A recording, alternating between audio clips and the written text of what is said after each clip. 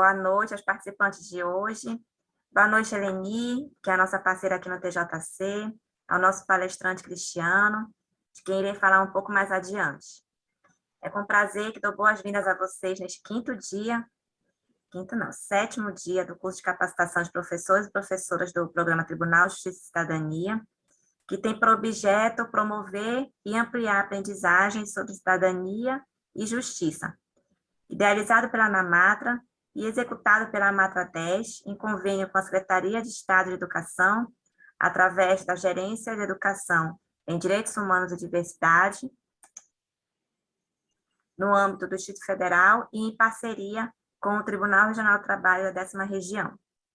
O tema de hoje é tipos de assédio, redes de proteção e autocuidado. Meu querido presidente da AMATRA, Cristiano Siqueira de Abreu e Lima, ele é pós-graduado em Direito do Trabalho e Processo de Trabalho pela Universidade Presbiteriana Mackenzie, em Economia do Trabalho e Sindicalismo pela Unicamp, tem LLM em Direito Internacional dos Direitos Humanos pela University Essex e mestrado em Teoria Crítica de Direitos Humanos pela Universidade Pablo de Olavide.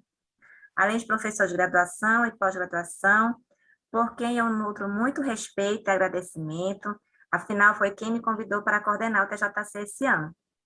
Enfim, fico grata pela sua disponibilidade. Fique à vontade, meu amigo, agora eu lhe passo a palavra. Obrigado, Catarina. Boa noite a todas e todos. Boa noite, Eleni, a nossa parceira e grande entusiasta também do TJC, dá todo o suporte que a gente precisa. Inicialmente, eu gostaria de, publicamente, agradecer a Catarina, por ter aceitado este convite. E a gente sabe, que estamos todos aqui porque acreditamos, neste projeto. Esse projeto ele é muito mais que uma obrigação para nós, ele é uma verdadeira missão que dá um pouco de sentido às nossas profissões, nós enquanto magistrados e vocês enquanto professores. Então, fazemos porque gostamos, não estamos ganhando nada a mais por isso, por fazer, mas sabemos que a partir de atividades desenvolvidas neste programa, podemos transformar a vida de um ou outro aluno. Sinceramente, se a gente conseguir transformar a vida de um aluno, para mim já valeu a pena. E eu realmente acredito no poder transformador de atividades como essa. Só para os senhores terem ideia, eu resolvi ser juiz aos 9 anos. Eu não sabia muito bem o que era juiz aos 9 anos, não, quando eu resolvi ser juiz. Mas foi uma atividade no colégio, a partir de um livro infantil, em que eu acabei desempenhando o papel de um juiz, que eu resolvi, meio que sem saber muito bem todos os desafios que esta profissão ela nos exige, que eu resolvi ser juiz. É claro que os nossos alunos da rede pública têm um desafio muito maior do que o que eu tive, porque infelizmente vivemos num país de muitas desigualdades. E na corrida da vida, eu acabei saindo um pouco mais à frente pelas condições sociais que me foram oportunizadas pelos meus pais, pelos colégios que eles puderam pagar para mim. E isso faz, infelizmente, muita diferença quando a gente fala em oportunidades ou igualdade de oportunidades, que é algo que a gente deve, de alguma forma, perseguir enquanto sociedade. E, infelizmente, hoje nós não temos, sob uma perspectiva material, essa igualdade de oportunidades. A gente tem sob uma perspectiva formal, todo mundo pode fazer um concurso público de juiz, de procurador, de professor da rede pública, ou todo mundo pode se candidatar a um cargo X na iniciativa privada, mas a gente sabe que para termos verdadeiramente as mesmas oportunidades, o caminho é muito mais árduo. Por isso que a nossa missão ela é muito maior, né? Porque a gente trabalha com vários alunos que precisarão, né, enfrentar desafios muito maiores que eu enfrentei na minha vida para chegar onde eu estou. De todo modo, a gente precisa fazer o nosso trabalho, né, e a gente precisa lutar por uma sociedade um pouco mais justa, igualitária e solidária, né? No presente momento, reputo que a nossa missão está um pouco mais complexa, mas a gente precisa continuar lutando, né? A história dos direitos humanos é uma história de idas e vindas, de avanços e retrocessos, mas a gente precisa continuar, né, perseverando. O nosso encontro de hoje é referente a assédio moral, né?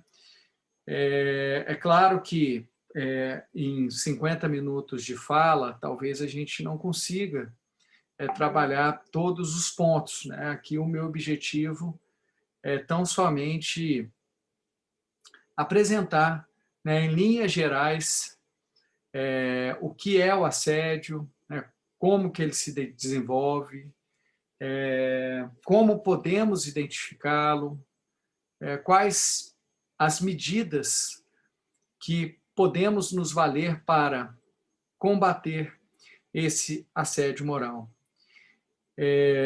Não é um tema fácil, a meu ver, né? É um tema bastante complexo, não apenas pelos efeitos que o assédio proporciona, mas também pela dificuldade que nós temos em identificá-lo no caso concreto. De todo modo, né, vamos tentar aqui trabalhar, e é muito importante que a nossa conversa aqui seja uma conversa extremamente informal, né? Vocês podem me interromper a qualquer momento que vocês queiram, sem qualquer tipo de receio, de atrapalhar, enfim. Eu acho que um bate-papo ele acaba se tornando algo muito mais eficiente sob uma perspectiva de aprendizagem, tá? Então, eu convido a todos, né, a tentar fazer da nossa conversa o mais iterativa possível. A gente terá um momento também, né, eventualmente após a minha fala, de debatermos, né, de eventuais perguntas ou troca de ideias, que a troca de ideias também, vocês, eu tenho certeza que têm bastante experiência aqui para agregar a nossa fala. Até porque o assédio, ele não é restrito ao trabalho. Quando a gente fala em assédio moral, a gente está falando de uma prática que não é nova, né, na história, digamos assim, da nossa civilização. Para falar a verdade, ela é existente desde as nossas primeiras interações sociais, tampouco é algo que se restringe ao ambiente de trabalho, né? Qualquer lugar de interação social, qualquer ambiente social, o familiar, o afetivo, né? Hoje em dia a gente escuta muito falar dos relacionamentos tóxicos, né? O escolar, que vocês estão bem ambientados, o comunitário, inclusive o virtual, né? Hoje se fala em cyberbullying, são ambientes em que o assédio ele pode ocorrer, né? No que se refere à relação empregatícia, que talvez seja aqui o nosso foco maior, o tema vem despertando grande interesse social, sendo comentado, né, já há alguns anos em artigos, reportagens e diversos círculos de nossa sociedade. Catarina, não sei se eu ainda estou centralizado aí na gravação, só para ficar mais interessante. Estou? Está. Tá, porque para mim acabou aparecendo uma outra pessoa, mas beleza. Apesar de ser um assunto amplamente discutido, o assédio moral, na minha avaliação, ele é pouco compreendido, né, havendo grande confusão dos diversos atores envolvidos em relação à sua identificação. Antes de tratarmos sobre o que é efetivamente o assédio sob uma perspectiva jurídica, é importante lembrar que o assédio moral ele está inserido no campo das violências, né? E, infelizmente, nós vivemos em uma sociedade marcada, né, por individualismo exacerbado, com certa banalização da injustiça social e tolerância às práticas de violência. É muito comum, né, pelo menos sob a minha perspectiva, eu sou um observador apenas, mas talvez vocês também possam se lembrar de situações como a que eu retratarei agora, pessoas, né, mencionando, mas está muito chato, né, qualquer coisa, né, as pessoas estão cheias de mimimi, poxa, na minha época eu chamava o fulano disso e chamava o Beltrano daquilo, e 4 olhos e não sei o que, não vou mencionar as eventuais práticas, mas o que a gente observa é que ainda há uma certa resistência de parte das pessoas em reconhecer o assédio como efetivamente uma prática de violência, né? A gente vê parte das pessoas tentando relativizar isso, né? Talvez porque não tenham sofrido, talvez porque tenham sofrido e pelas estruturas psíquicas que elas mesmas possuem, elas conseguiram resistir, ou talvez porque elas tenham sofrido né, e hoje elas não sofrem mais, e enfim, e acabam reproduzindo aquela violência que para elas foi muito natural em uma fase inicial da vida. Mas o que a gente observa é que o assédio ele é uma conduta abusiva, né, que tem um impacto na dignidade psíquica da pessoa muito grande. E voltando à questão da violência de uma maneira mais genérica, segundo o Atlas, né, da violência de 2018, meus dados são de 2018, em 2017 o Brasil alcançou a marca de 63.880 homicídios, ou seja, 175 homicídios por dia, mais de 7 homicídios por hora. Isso equivale a 30,9 mortes para cada 100 mil habitantes, marca 30 vezes, né, superior à média europeia. Como qualquer espaço de vivências sociais, o ambiente de trabalho também é alvo de práticas de violência. Essa violência está tão incorporada à nossa realidade, né, você vê 7 homicídios por hora, né, quer dizer, mais de um homicídio a cada 10 minutos. E a gente acaba, de alguma forma, também banalizando qualquer tipo de violência, né, nos nossos meios, inclusive, em alguns casos, no ambiente de trabalho. Quando a gente fala de violência num sentido mais genérico, no ambiente de trabalho, a gente pode buscar classificar essas violências em 4 grandes grupos. E acaba que isso também, né, pode ser, de alguma forma, transferido para o ambiente escolar. Violências físicas, né, agressões físicas, homicídios, suicídios, violências sexuais, né, atentados violentos ao pudor, assédios sexuais, estupro, violências psíquicas, agressões verbais, o próprio assédio moral, né, interpessoal e organizacional, depois nós iremos tratar disso, discriminações, né, e violências sociais, furtos, roubos, sequestros, entre outros. A doutrina possui várias propostas de conceituação do que é assédio. Eu vou apresentar apenas algumas delas para a gente começar a trabalhar os elementos que, na minha avaliação, constituem, né, ou configuram o que é um assédio moral no ambiente de trabalho. A professora Liz Sobel, ela conceitua assédio moral como o processo que se evidencia nas relações no trabalho, caracterizado por um conjunto de atos hostis que ocorre de forma crônica, continuada e repetitiva, os quais atingem a dignidade, ofendem ou prejudicam aqueles que são alvos de hostilizações. Nós temos também uma proposta, né, do que é assédio moral pelo professor Rodolfo Pamplona, que diz que o assédio moral pode ser conceituado como uma conduta abusiva de natureza psicológica que atenta contra a dignidade psíquica do indivíduo de forma reiterada, tendo por efeito a sensação de exclusão do ambiente de trabalho e do convívio social. Se nós pudéssemos, né, identificar quais são os elementos configuradores do assédio moral, eu proporia 3 elementos que precisam existir ao mesmo tempo. Primeiro, uma conduta abusiva. Segundo, a necessidade de repetição e prolongamento dessa conduta.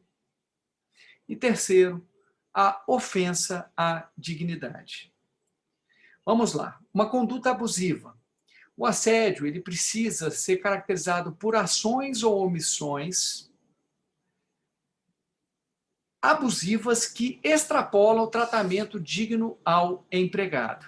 Então, ações, né? Humilhações, perseguições, injúrias, confrontos, grosserias, ironias, brincadeiras de mau gosto, políticas de gestão opressora, né? Que acabam atentando contra a dignidade daquele empregado ou de um grupo de empregados.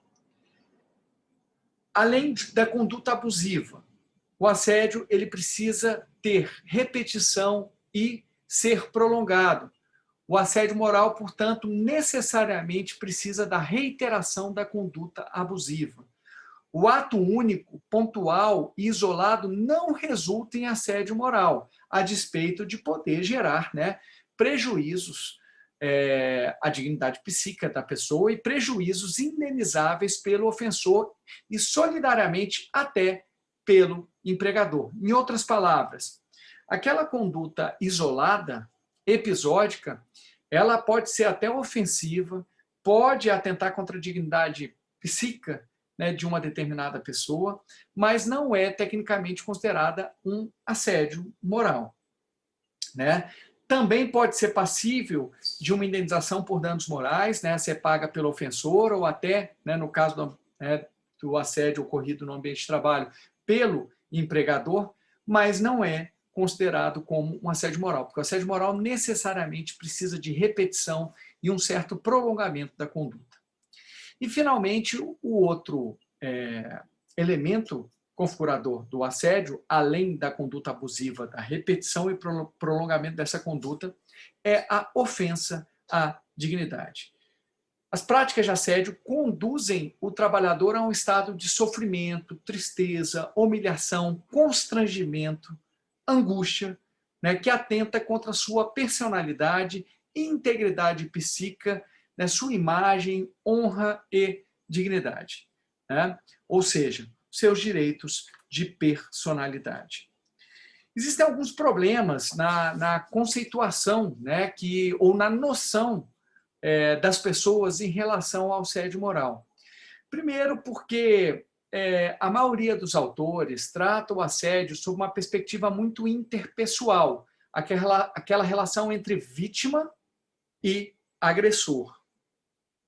Desprezando também que o assédio ele pode ter um viés, né, organizacional, pode ser uma política de gestão da empresa que atenta, né, contra vários empregados, não quer atentar especificamente contra uma pessoa, mas acaba, né, impactando, né, o coletivo daqueles empregados. Então, primeiro é o problema relacionado à limitação da maioria dos conceitos de assédio moral, né? A maior parte das pessoas que tentam, né, de alguma forma, explicar o que é o assédio moral, olham sob uma perspectiva meramente individual. Não é que esteja totalmente errado. A questão não é de erro, é porque apenas limita, né, este instituto, já que ele, além dessa perspectiva individual, que nós chamamos de assédio moral individual, pode ter, né, uma percepção também coletiva, que seria o que nós chamamos de assédio organizacional. E um outro problema é em relação à falta de consenso de parte da doutrina e também, né, da jurisprudência em relação àqueles elementos configuradores. Eu propus 3, mas há autores que também apresentam outros elementos que, na minha realidade, não devem ser primordiais para a configuração deste fato jurídico, deste fenômeno, digamos assim. Alguns autores, por exemplo, colocam a intencionalidade do assediador em causar prejuízo como elemento configurador, a dificuldade do assediado em se defender, né? Ou seja, aquelas pessoas que têm estrutura psíquica para se defender, para enfrentar, elas não sofrem assédio, o que me parece um equívoco. E também alguns colocam como elemento configurador do assédio danos à saúde do assediado, que eu também entendo que não é um elemento configurador. Isso é uma consequência que pode existir ou não, né? Normalmente, esses 3 elementos que eu acabei de me referir, intencionalidade de quem pratica o assédio, dificuldade do assediado em se defender e danos à saúde, ocorrem na prática de assédio. Mas o que eu quero dizer para vocês é que, na minha avaliação, nenhum desses 3 últimos elementos são necessários para que nós tenhamos uma prática de assédio moral. Pois bem, falei para vocês que existem 2 tipos de assédio moral: o interpessoal e o organizacional.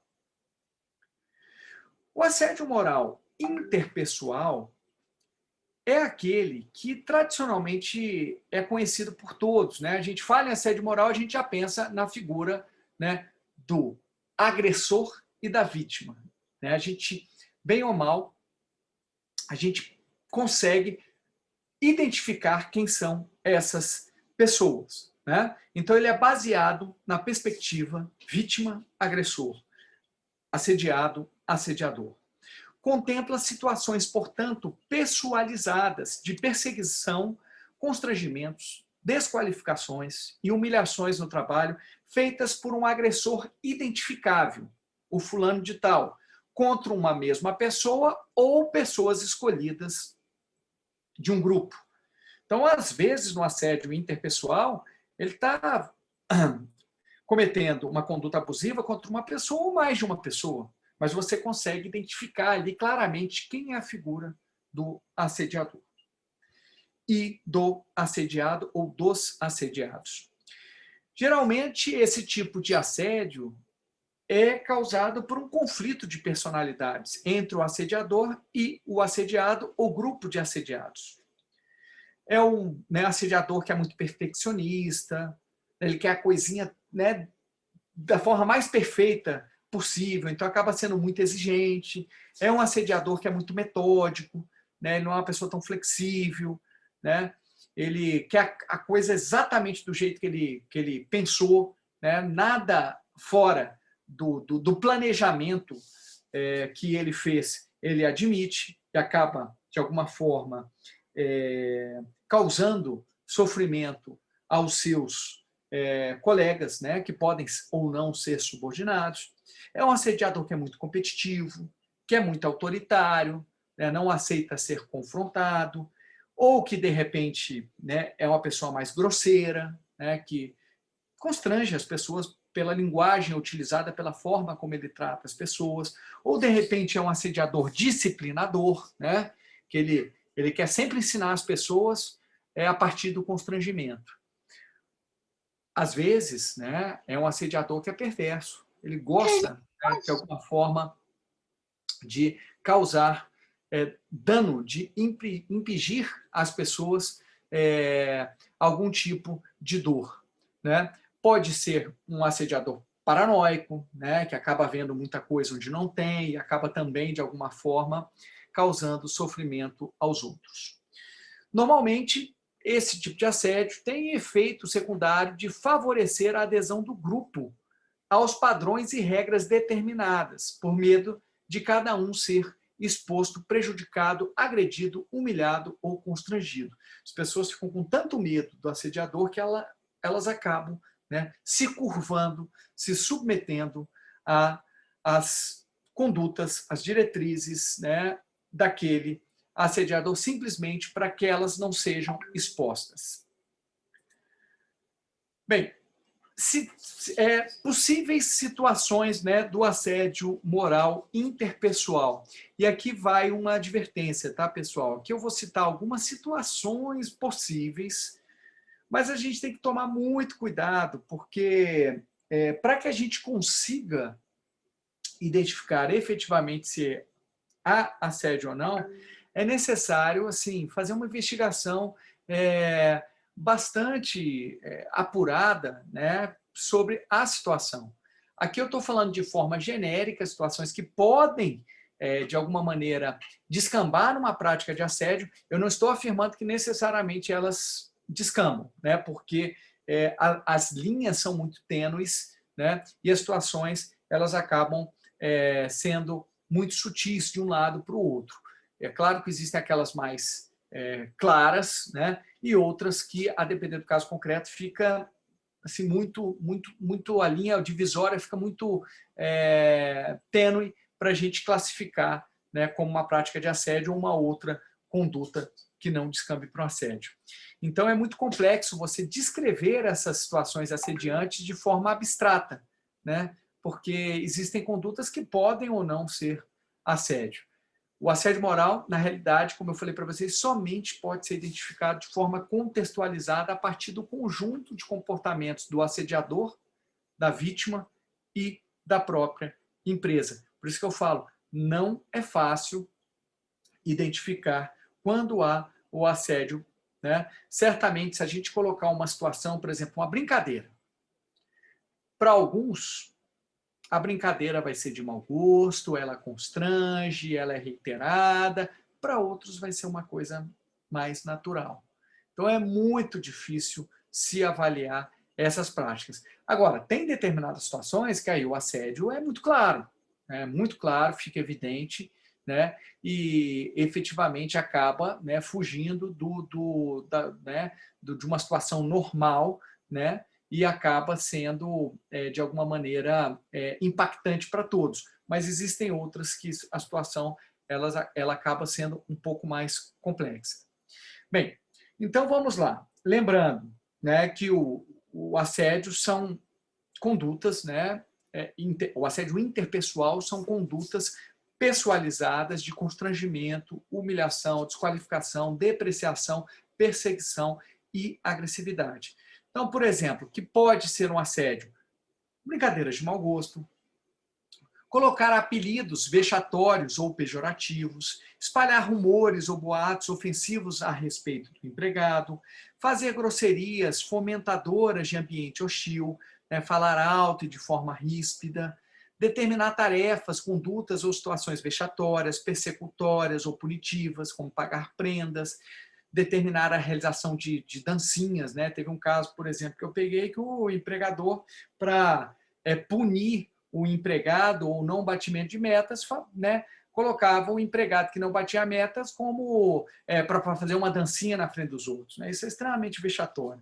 Isolar fisicamente o empregado para que ele não se comunique com os outros colegas ou para que ele fique em uma situação de inferioridade.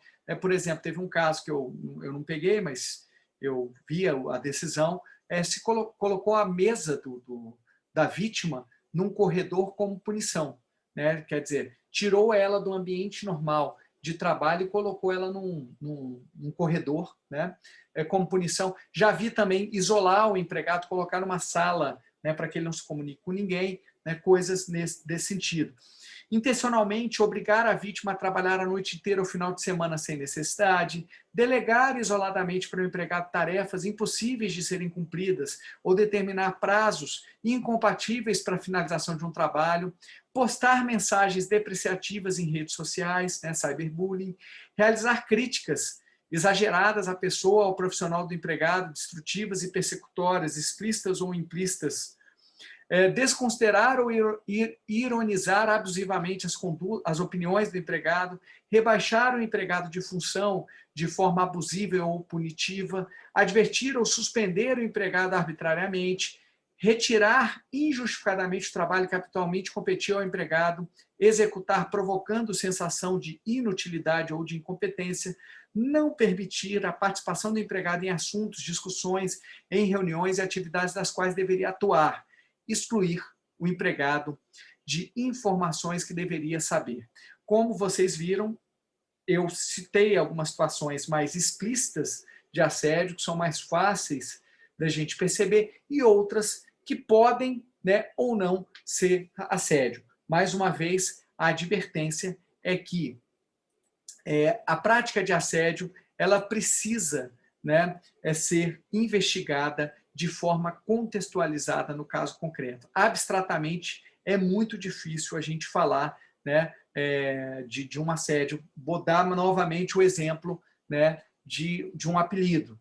Né? Um apelido ele pode ser vexatório ou não. Né? E tem determinados apelidos que, a depender, né, da situação, podem ser vexatórios ou não, para uns para outros não é. Tem uns que são muito explícitos, né, especialmente aqueles pejorativos, tem outros que, né, a depender do ângulo, você pode entender que você pode entender que não é. E aí?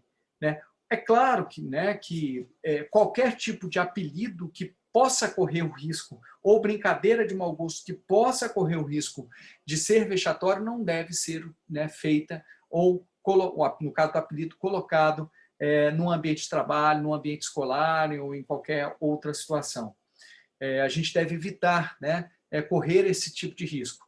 Mas isso tudo para dizer para vocês que existem situações que elas estão ali muito no limite do que é algo que possa ser ofensivo. Me recordo de um caso, de uma brincadeira que, por exemplo, eu achei que era pejorativo, e discriminatório, e, por exemplo, o tribunal entendeu que não era. Havia um empregado que o chefe dele ficava o tempo inteiro fazendo gozação com o sotaque dele. Chamava ele por um apelido da origem, o apelido em si eu não vejo problema nenhum, era carioca, né? Mas o tempo inteiro, de forma reiterada, abusiva, fazia brincadeiras de mau gosto com a origem daquele empregado, sugerindo que todos que vinham daquele estado eram pessoas espertas, malandras, né, que se aproveitavam, né, da ingenuidade dos outros e da boa-fé dos outros. Aí sim, né, de forma contextualizada, veja, brincar 2, 3, talvez não seja ofensivo, né, a depender do contexto, da forma, né, às vezes é uma brincadeira ali, coisa e tal, até afetiva, enfim. Agora, daí a fazer sugestão da origem e tentar, de alguma forma, mencionar que aquela pessoa pode não ser honesta pela sua origem, aí me parece que já foge um pouco do normal. E mesmo assim, né, com todo respeito, o tribunal entendeu que, tribunal eu digo, né, uma turma entendeu que ali naquele contexto não via que era normal, enfim. Assim, a minha interpretação é que fazia insinuação. O tribunal entendeu que não havia essa insinuação. Esse que foi o ponto. Tá? Então, ali há uma questão de interpretação em relação aos fatos que aconteceram. E eu respeito bastante, né, a decisão, porque pode ser que efetivamente eu tenha visto algo além do que efetivamente aconteceu. Por isso que eu falo, não é fácil identificar as práticas de assédio. O assédio moral organizacional ocorre quando as próprias políticas, estratégias, processos de trabalho, práticas de gestão adotadas pelo empregador, implícita ou explicitamente, resultam em atos reiterados de cobrança, controle e punições abusivas que atentam contra a dignidade da coletividade de trabalhadores, seja em relação a todos empregados, seja a uma equipe ou grupo com perfil identificável. Normalmente ocorre no âmbito de estratégias para melhorar a produtividade por meio do engajamento subjetivo do grupo às políticas e metas da empresa, e a partir de atos de cobrança, controle e punições abusivas. A gestão acaba sendo por pressão, estresse ou injúria.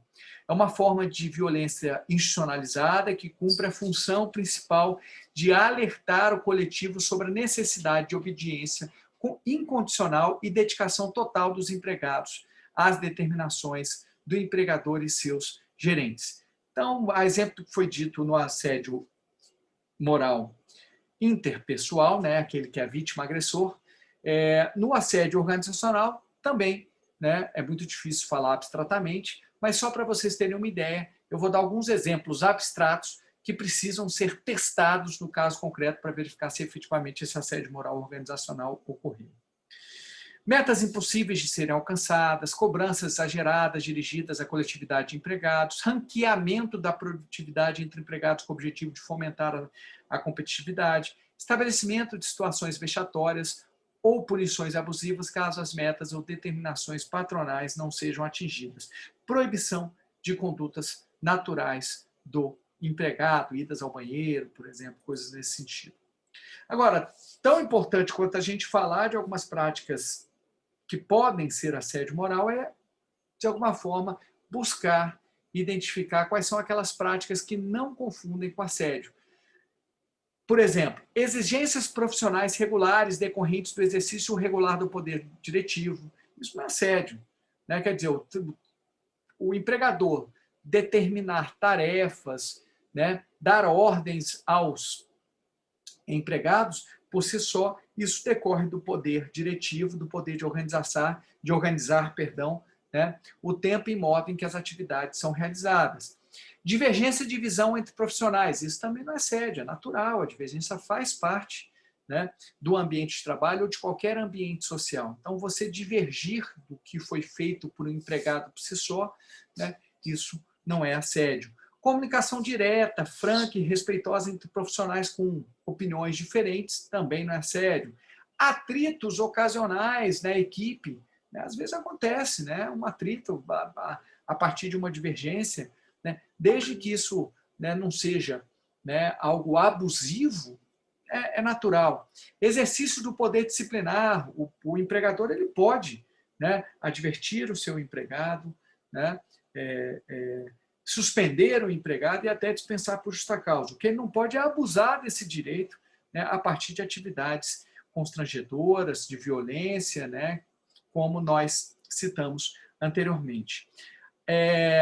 Aumento do volume de trabalho é natural também, havia situações em que às vezes aumenta, às vezes diminui, isso ocorre a depender, né, de determinadas situações ou de determinadas épocas do ano, né? Às vezes os professores, por exemplo, às vezes tem no final de semestre, eles acabam tendo uma atividade um pouco maior, isso é natural e essa, digamos, esse fluxo, né, de aumento e diminuição faz parte. E às vezes também acontece por uma situação específica, né, de diminuir muito, né? Acho que aconteceu no caso da pandemia, pelo menos no primeiro momento, para todos nós, e às vezes a gente tem que colocar o trabalho em dia, né, de aumentar um pouco mais o nosso trabalho. Fixação de metas não abusivas, né, seu acompanhamento e o feedback ao empregado, isso também por si só não é um assédio moral. A avaliação do empregado não é assédio moral. Estresse no trabalho e burnout, né, às vezes acontece, né, por uma característica mesmo até da própria pessoa, né, ela está estressada, né, em casa e acaba isso, ou até no trabalho, né, tem que avaliar. Pode ser que o estresse venha de um assédio, mas não necessariamente. Uso de mecanismos tecnológicos de controle não abusivos, né, controle de pontos, sistema audiovisual no empregador, controle do tráfego de informações, inclusive virtuais, isso por si só também não é um assédio, pode ser que seja, se for abusivo, mas há possibilidade de fazer esse tipo de controle, o uso tecnológico de ferramentas de controle sem que haja assédio. A personalidade reservada ou pouco interativa do chefe com todos, né, também não necessariamente é um assédio. Às vezes é um chefe mais quietinho, né, e a pessoa, poxa, será que ele não gosta de mim? Será que ele está me tratando bem? Não, a personalidade do chefe é assim mesmo. Quem pode ser assediado no ambiente de trabalho? O assédio pode envolver qualquer trabalhador, né, que preste serviço ao tomador de serviço, tais como empregados efetivos, internos, externos ou teletrabalhadores, empregados temporários e provisórios, empregados terceirizados, empregados voluntários e estagiários. Né, também o estagiário pode ser assediado, claro, como falei para vocês, o assédio pode acontecer em qualquer ambiente social, e até mesmo prestadores sem vínculo empregatício com o empregador, né, os trabalhadores autônomos. E quem pode ser o assediador? O assédio moral pode ser vertical descendente, que é quando o chefe assedia o subordinado, é o assédio mais comum, 58% dos casos. Vertical ascendente, que é aqueles que ocorre quando o subordinado assedia o chefe, obviamente, pela relação de poder, é uma hipótese muito incomum, mas existe, 1%. O normal, pela relação de poder, é do chefe assediar os seus subordinados, e não o contrário, mas também acontece do subordinado assediar o chefe. Nós temos o assédio horizontal, que é assédio entre colegas de mesma hierarquia, 12%. E o assédio misto, é quando o chefe e colegas de diferentes hierarquias assediam um outro empregado, 29% dos casos. Então é bom a gente falar nisso, porque a gente fica com aquela figura de que apenas há o assédio vertical descendente, que é quando o chefe assedia os seus subordinados. Mas não, existem vários tipos de assédio, inclusive aquele assédio feito por colegas de mesma hierarquia. Não necessariamente precisa existir uma relação de poder para que haja o assédio. De poder, digamos assim, vertical descendente. Por que o assédio ocorre? Na minha avaliação, o assédio moral no ambiente de trabalho está ligado a fatores culturais, emocionais e econômicos que resultam em um abuso do poder diretivo, sendo as principais causas busca incessante do aumento de produtividade do empregador, uma cultura autoritária que nós temos, individualista e violenta da sociedade que se irradia no ambiente de trabalho, pouca resistência do assediado às práticas abusivas em razão da necessidade de emprego, invisibilidade das práticas de assédio moral, despreparo para gerenciamento dos chefes e supervisores, distúrbios psicossociais do assediador. Onde o assédio pode ocorrer no ambiente de trabalho? Na maioria das vezes, no estabelecimento do empregador, mas pode ocorrer também em ambientes externos à empresa, em que realizadas práticas laborais ou promovido o convívio social.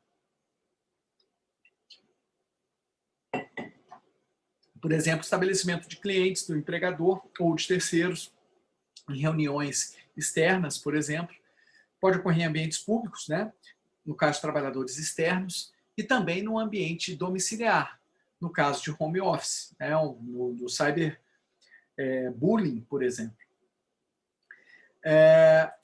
Quais são os efeitos do assédio? A prática de assédio não resulta em consequências negativas apenas ao assediado, isso é importante, pois também afeta a sua família, o próprio assediador, o empregador e a sociedade.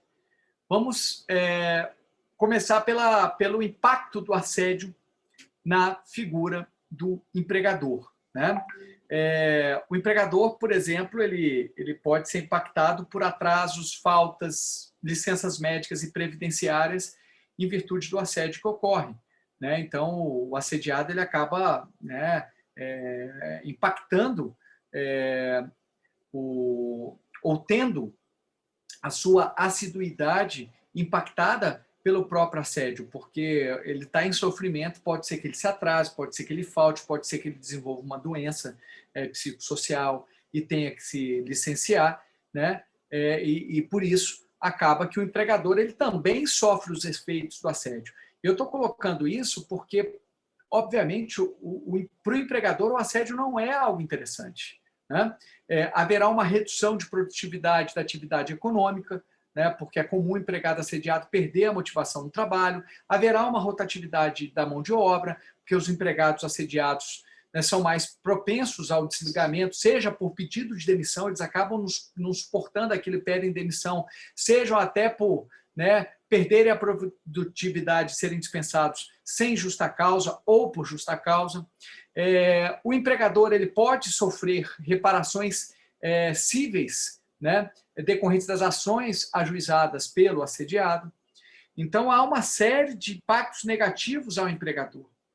Também há impactos negativos do assédio ao assediador, né? Porque o assediador ele pode ser, por exemplo, dispensado por justa causa em virtude do cometimento de uma falta contratual grave, né? Por exemplo, só para lembrar, a questão do ato lesivo à honra e o mau procedimento.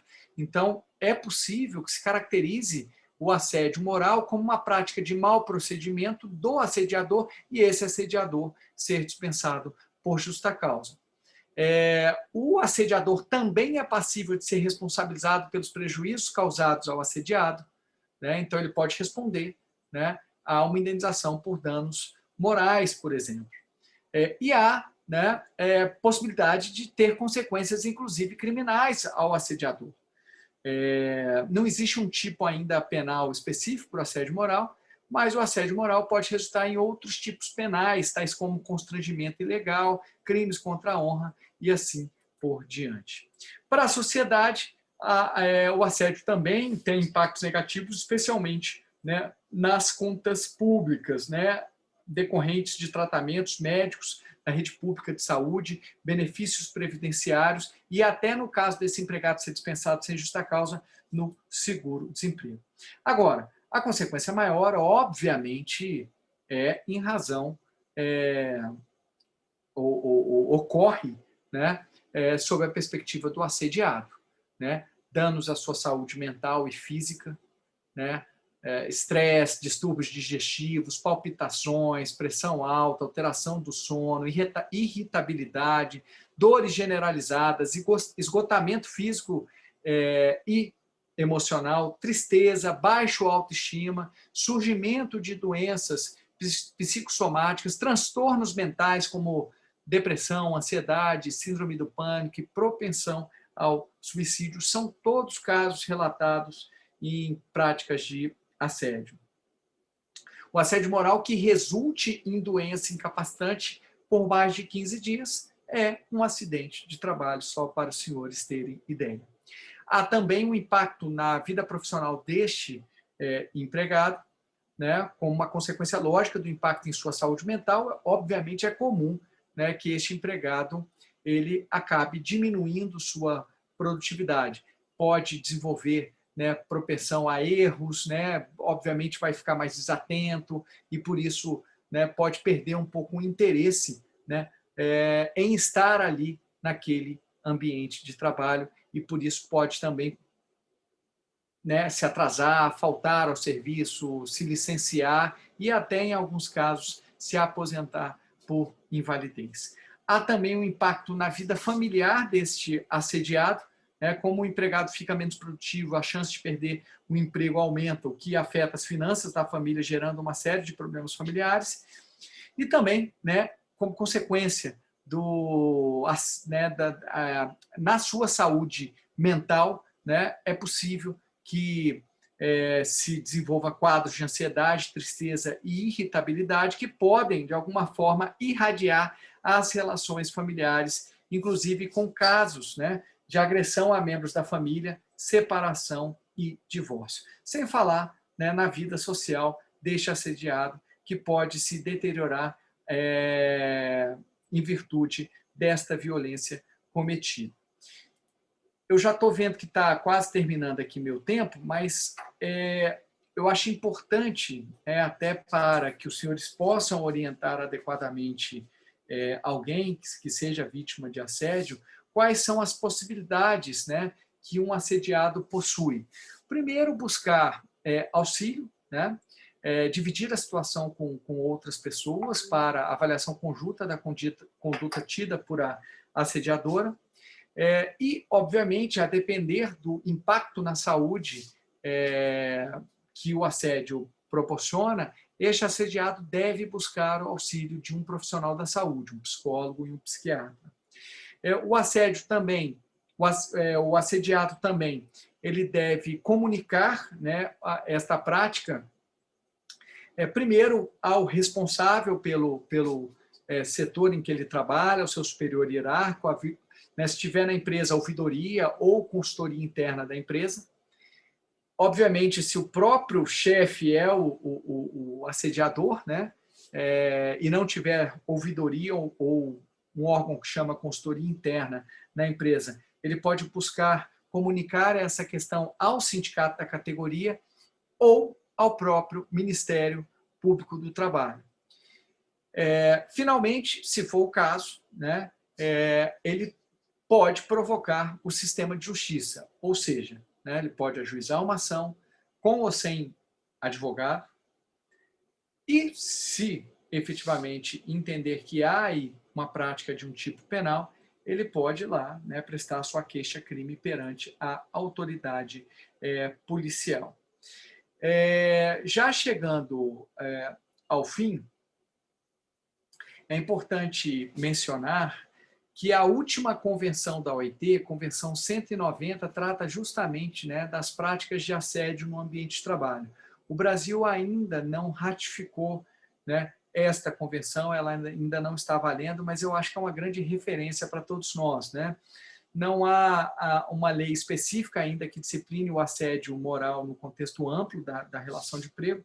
O que existe são normas municipais e estaduais que tratam do assédio moral no âmbito da administração pública. Há alguns projetos de lei, né, que buscam regulamentar o assédio, mas nós estamos ainda neste estado da arte. Na minha avaliação, muito mais do que reprimir o assédio que ocorre, né, por meio do ajudamento de uma ação, a gente deve buscar prevenir, né, o assédio moral. Eu acho que isso seria mais interessante para todos, né, os envolvidos, o assediado, o assediador, né, o empregador e a própria sociedade. Então, a gente deve buscar, né, políticas interventivas a partir dos próprios empregadores que previnam a ocorrência do assédio. Então, esta é a minha mensagem, né, que eu deixo. Existem alguns modelos, né, de prevenção de assédio moral.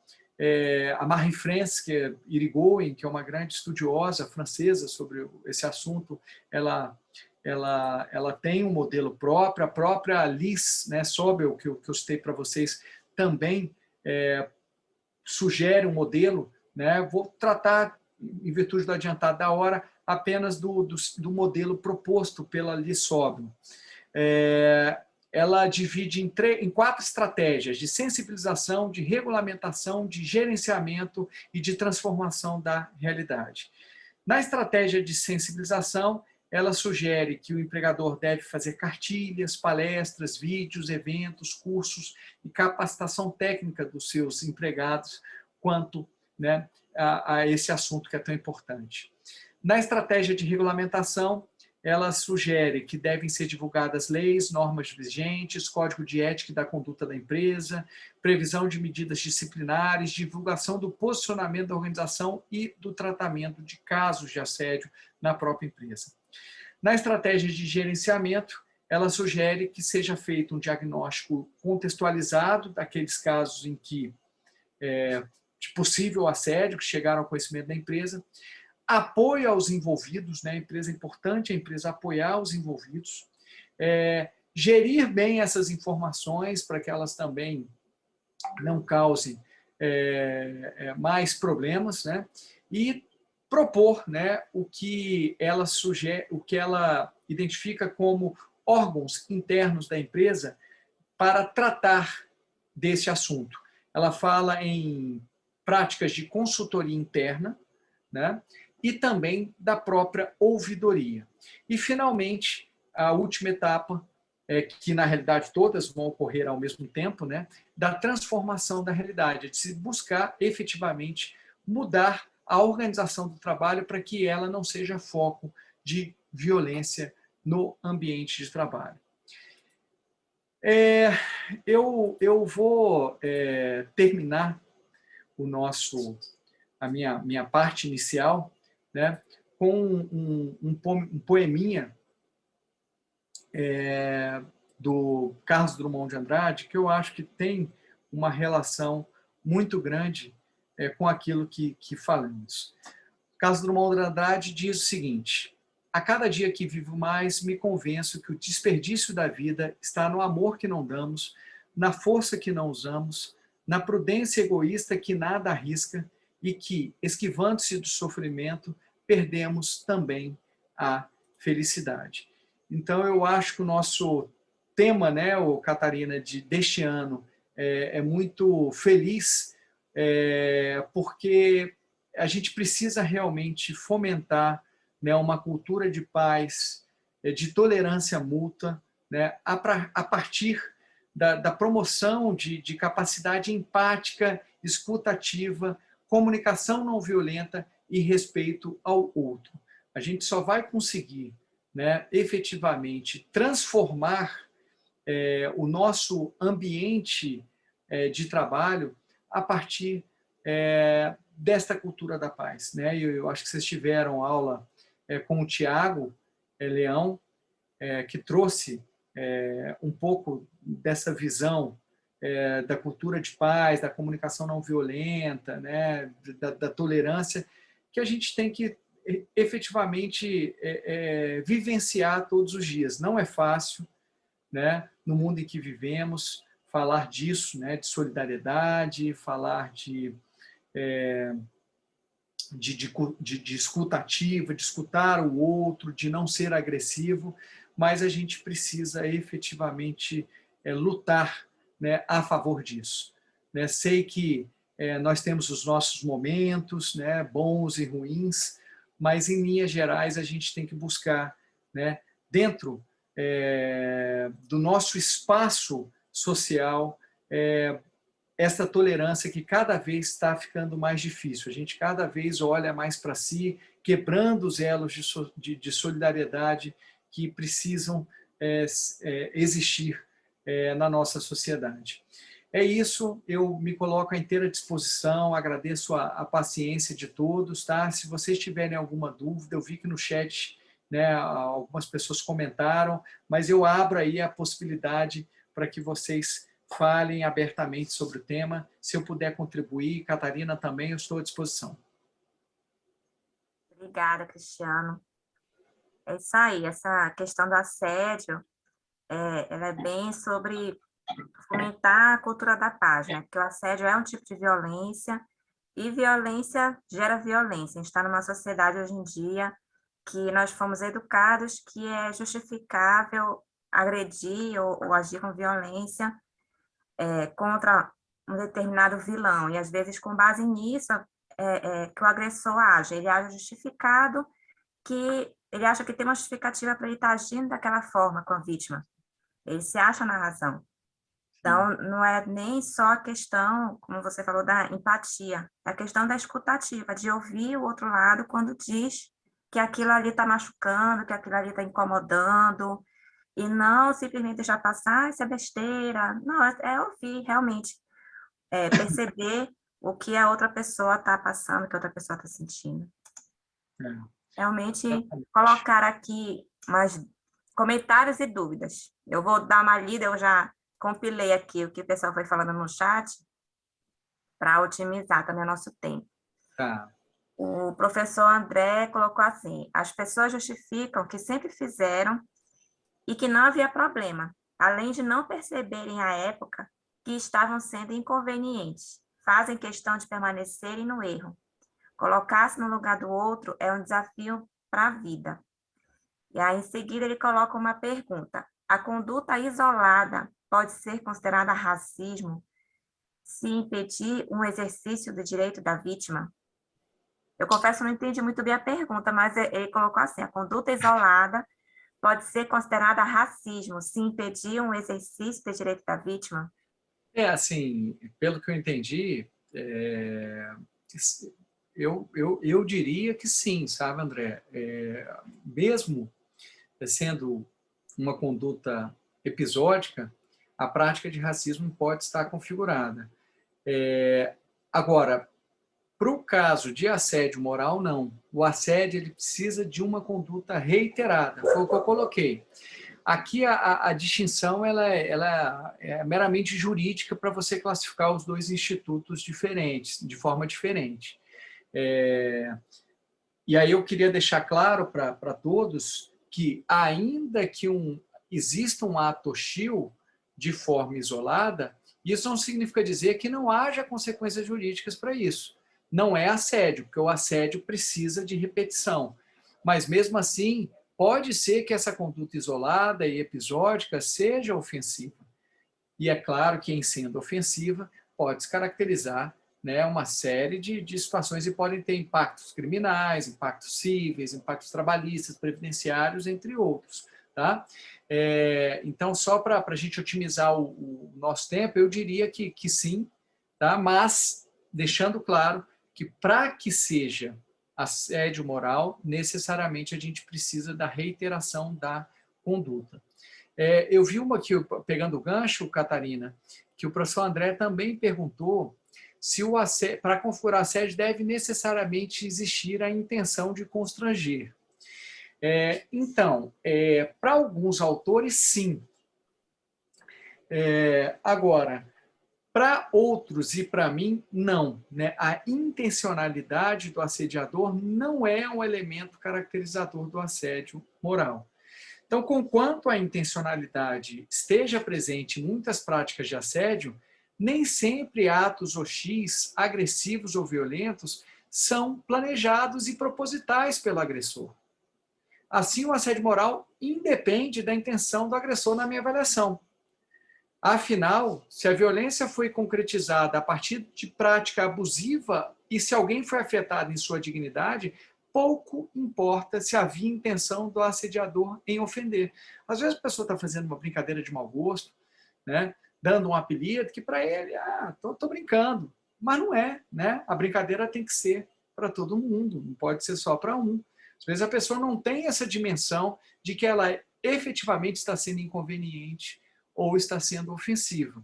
Por isso que, na minha avaliação e da professora Liz Sobel, a quem, né, eu, assim, acabo me baseando muito naquilo que eu falei para vocês, não há obrigatoriedade de intenção.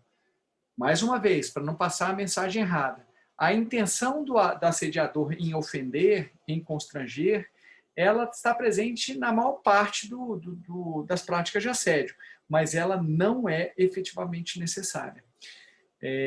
Não sei se fui claro, né? Se quiser eu posso explicar de uma outra forma. A Maria Machado também está com a mãozinha levantada.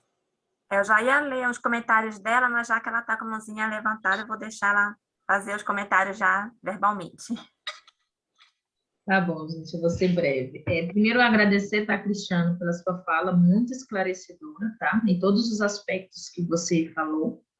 E, assim, me fez recordar, eu trabalho com adolescentes, né? Num programa de aprendizagens, primeira inserção do jovem no mercado de trabalho, jovens de 14 a 24 anos. E, assim, por esse mês ainda, passei por uma situação da qual eu fui refletir se, de fato, eu teria cometido esse assédio com uma jovem.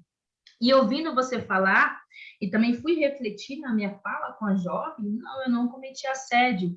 Porque, assim, você falou na sua fala anteriormente, você disse assim, quando você cobra, porque, assim, é uma capacitação para o jovem no mercado de trabalho. E eu fui cobrar a jovem por uma atividade que, de fato, não estava bem feita. Em nenhum momento, claro que foi no coletivo, em nenhum momento eu citei o nome da jovem na atividade, né? Eu tive a preocupação de resguardar o nome, mas eu falei daquela atividade, falei, gente, até deixei bem claro, não se sinta ofendido, estamos aqui para aprender. Só que essa atividade, ela pecou nisso, e nisso, e nisso. Só que depois passou-se, a jovem no outro dia veio me procurar, Aliás, não me procurou, procurou o meu colega e relatou que se sentiu desconfortável, relatou para o meu colega, inclusive para mim, eu chamei ela para conversar no particular, que se sentiu desconfortável diante daquela situação.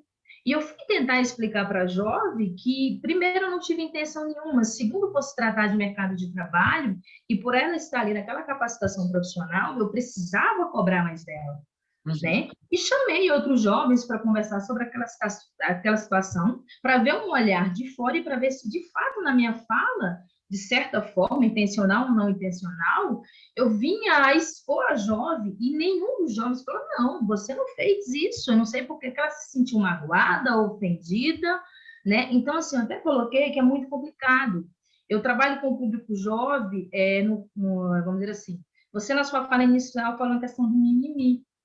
E, assim, é muito complicado, porque tudo que a gente vai falar para o jovem, a gente precisa, vamos dizer assim, explicar nos mínimos detalhes, porque eles acabam levando para outro lado.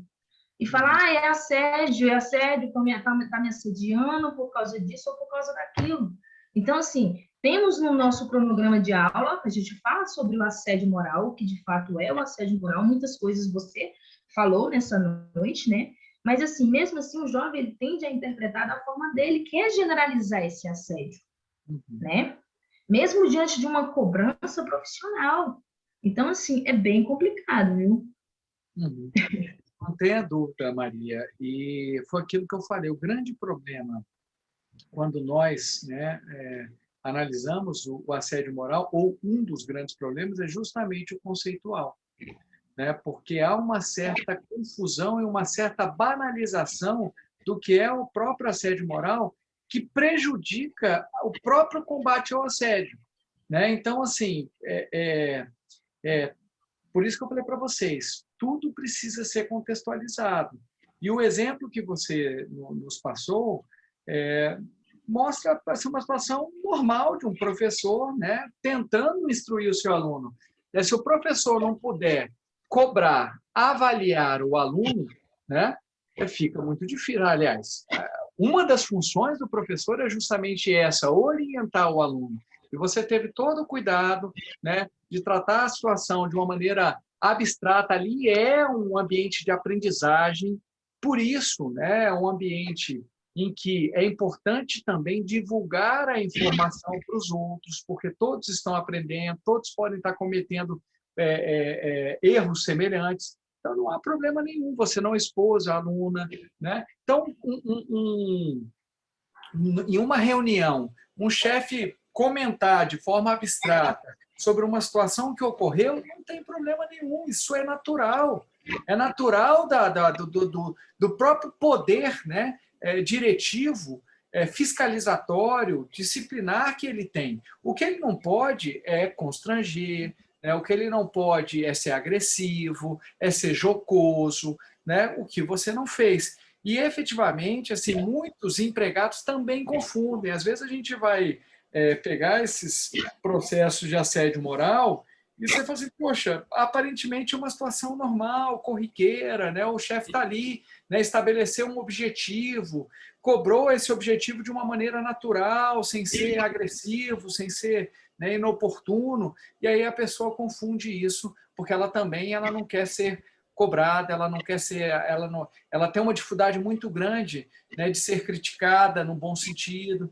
Então, são situações que realmente são complexas. Por isso que eu comecei com um conceito, né, porque me parece que é algo assim primordial para que a gente entenda este instituto. E a gente só vai conseguir combater este instituto, orientar devidamente as pessoas o que elas devem fazer a partir de uma prática de assédio moral, se a gente efetivamente entender o que é o assédio. Então, veja, vou voltar à questão conceitual, né? O assédio é uma conduta abusiva, né? Repetida, prolongada, que ofende a dignidade. Agora, as pessoas elas têm estruturas psíquicas diferentes, elas têm assim uma capacidade também de serem ofendidas diferente. Por isso que há uma complexidade em se entender né, efetivamente o que é o assédio moral ou não no caso concreto, porque a gente olha também sobre as nossas lentes. O que eu, enquanto julgador, me sinto ofendido, né? Certamente, eu, naquele caso que eu citei para vocês, né, do Carioca, eu achei abusivo. Já um outro juiz entendeu que não era tão abusivo assim, que era uma coisa natural, ele não viu, digamos, uma abusividade, uma ofensa à dignidade, porque nós não temos, digamos, uma escala do que é ofensivo à dignidade ou não. Né? Por isso que é um instituto extremamente complexo. Há situações mais claras e as situações mais difíceis de serem identificadas. Mas, voltando, o que acontece muito em práticas de assédio, mas não necessariamente é um elemento configurador? A intencionalidade do assediador, a dificuldade do assediador em se defender, né? Mais uma vez, né? O assédio moral, na minha avaliação, independe da possibilidade de defesa da vítima. Afinal, conseguir se defender diante de hostilizações no trabalho não muda o fato de que a violência foi concretizada e que alguém foi afetado em sua dignidade. Então, às vezes, a pessoa ela é assediada, mas ela consegue se defender, ela reage. Você não pode exigir, né, que para a caracterização da violência a pessoa não consiga se defender. O natural é que ela não consiga se defender, porque o natural é o chefe assediando a vítima. Mas ainda que a vítima, né, o subordinado, ele consiga se defender, haverá uma violência, né, que existiu, que pode ser caracterizada como assédio.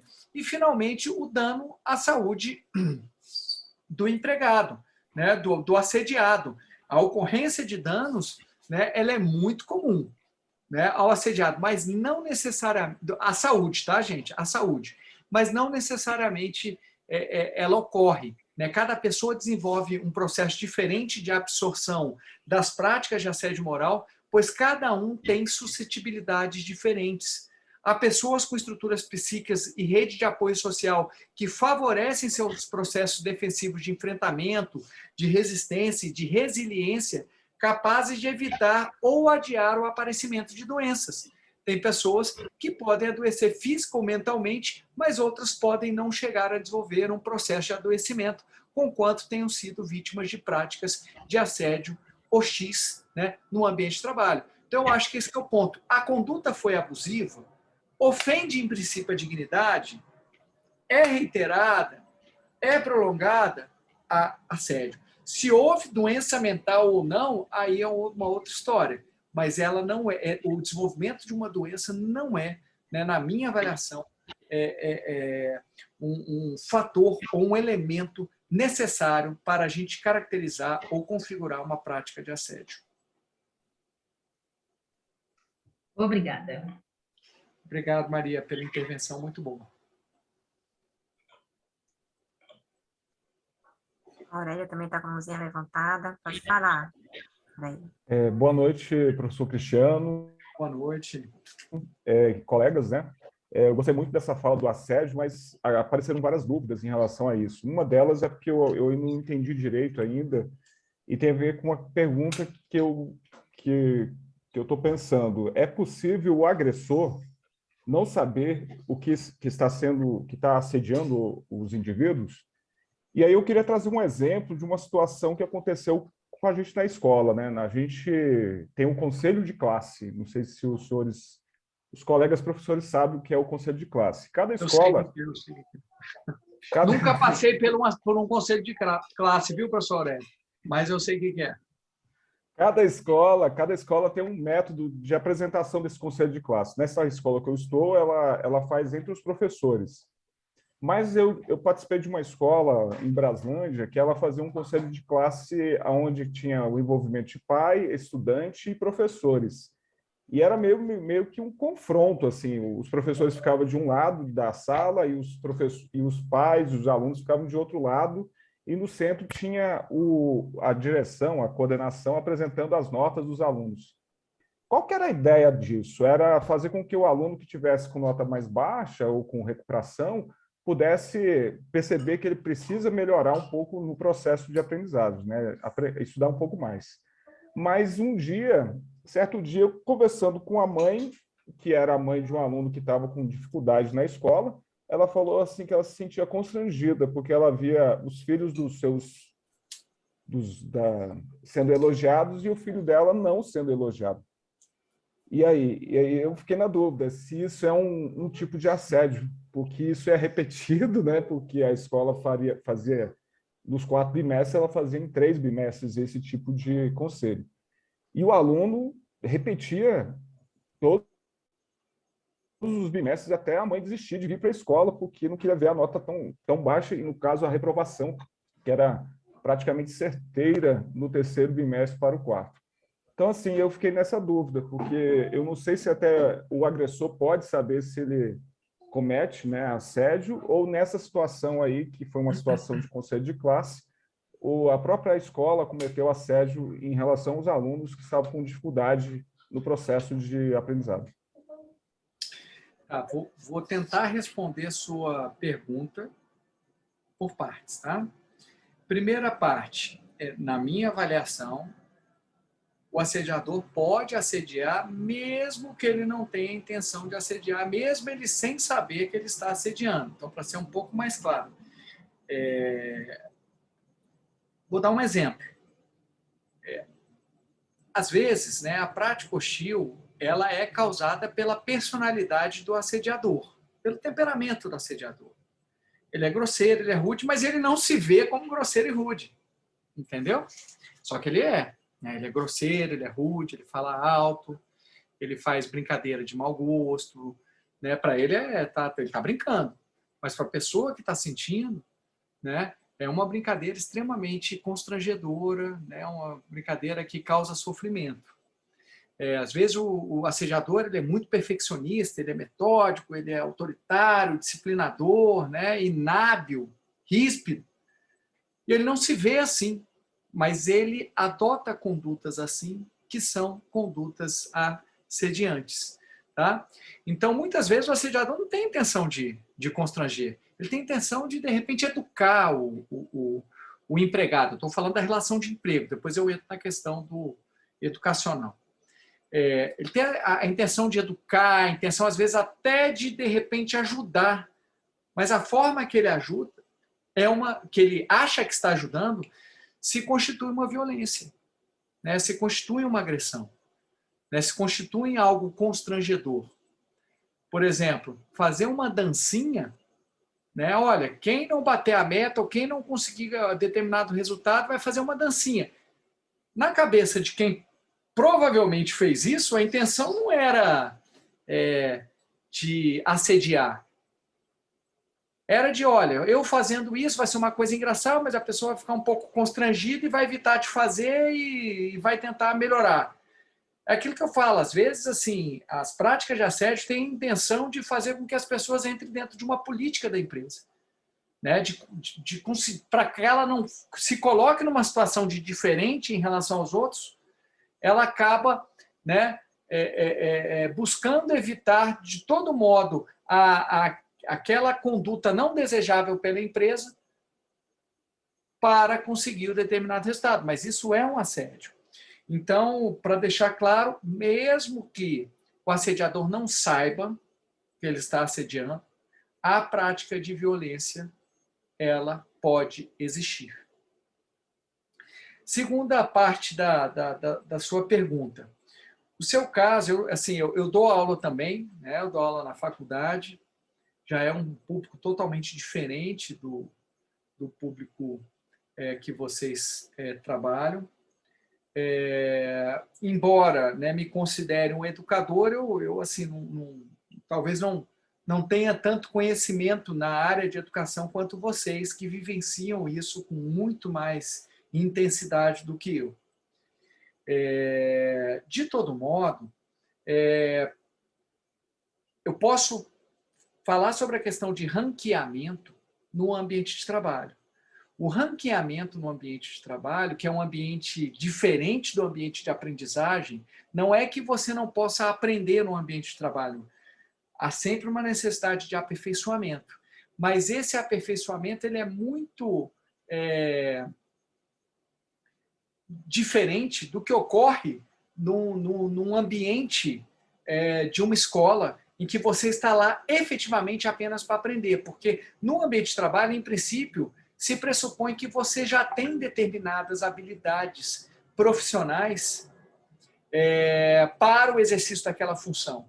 Então, a aprendizagem ela é muito menos intensa e a forma de se passar essa aprendizagem pelo empregador precisa ser muito mais sutil, sob pena de constranger. Você imagina você ranquear empregados e você colocar um selo no empregado de que ele é um empregado, que ele não tem tantas habilidades contra outros. Isso pode ser constrangedor.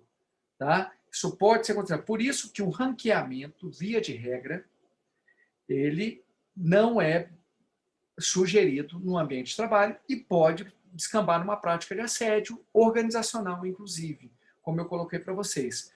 No ambiente escolar, você mostrar as notas, eu já tenho um pouco mais de dificuldade de dizer, né, se é constrangedor ou não. Não estou dizendo que não possa ser, tá?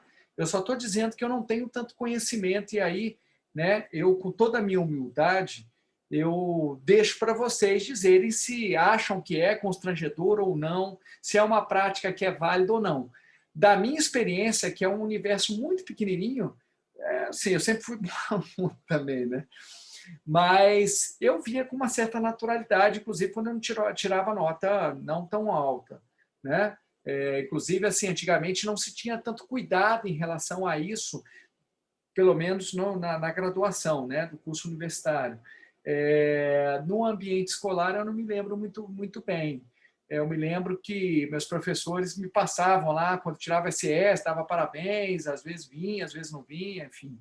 Então era uma coisa também mais sutil, eu não me recordo. Mas no ambiente de trabalho certamente pode gerar, sim, um assédio moral e é constrangedor você ranquear. Fulano está um excelente empregado, esse aqui não é uma droga de empregado. É mais ou menos isso. Teve um caso, o Aurélio, em que o empregador ele dava um troféu de vampiro. E a ideia era o seguinte: o empregado que era menos produtivo recebia esse troféu, ou o prêmio tartaruga, mais ou menos a mesma lógica. O do vampiro era como se ele estivesse sugando o sangue da equipe. Olha só que constrangimento. É uma coisa legal. É uma coisa extremamente constrangedora. Olha quem recebe isso. Vamos tentar, né, fazer essa prática de empatia. Né? Olha quem recebe esse troféu. Né? Às vezes a pessoa está passando por um problema, às vezes a pessoa tem mais dificuldade mesmo, a pessoa precisa de acolhimento, precisa entender o porquê, né, ela não está sendo produtiva para tentar auxiliá-la. Né? Essa que é a ideia, recuperá-la talvez, né? E para que ela tenha aí uma produtividade dentro daquilo que a empresa espera. Agora, mesmo que ela não consiga, a empresa não tem direito de constranger. A empresa pode até dispensá-la sem justa causa porque ela não está trabalhando da forma como a empresa quer. Mas constranger na frente dos outros, isso assim, é muito complexo, sabe? É isso. Não sei se alguém mais quer falar alguma coisa. Ou o próprio Aurélio quer acrescentar. Eu acho que já vamos encerrando por aqui. Tá bom. Renovo aqui os meus agradecimentos, Cristiano. Foi muito bom ter você conosco hoje, acrescentando conhecimento de forma tão espetacular ao desenvolvimento do nosso programa TJC. Agradeço também aos professores participantes. Amanhã vamos prosseguir com o curso no mesmo horário. O tema vai ser diversidade e representatividade na sociedade e no trabalho, com a palestrante Simone Bernardes, uma colega também muito sensível às questões sociais inseridas no mundo do trabalho.